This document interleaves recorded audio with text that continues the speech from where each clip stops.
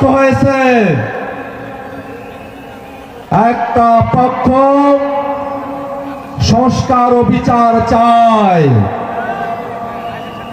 আর একটা পক্ষ সংস্কার ও বিচার চায় না।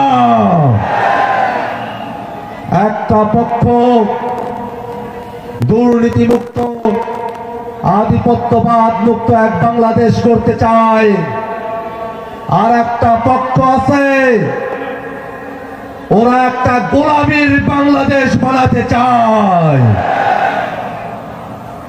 এখন বাংলাদেশের জনগণকে, এই রংপুরের জনতাকে সিদ্ধান্ত নিতে হবে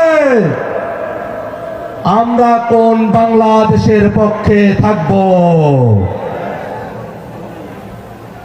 আমরা কি গোলামীর বাংলাদেশের পক্ষে না আজাদির বাংলাদেশ? গোলামী না আজাদি, গোলামী না আজাদি, আপোষ না সংগ্রাম, দিল্লি না ঢাকা,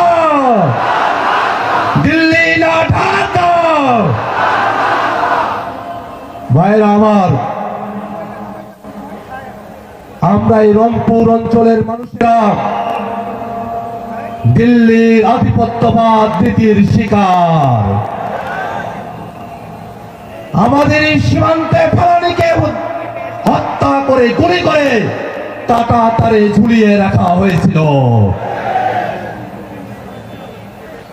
আমাদের এই তিস্তা নদী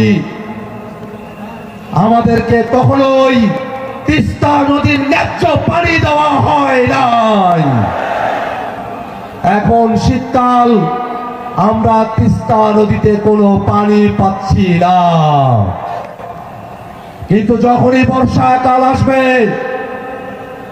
বর্ষাকালে আমাদেরকে না জানিয়ে হঠাৎ করেই তারা বাঁধের সুইচ খুলে দিয়ে আমাদের গোটা রংপুর অঞ্চলকে তারা প্লাবিত করে দেয়। আমাদের রংপুরের মানুষের জমি জিরাত, বাড়ি ঘর, নদী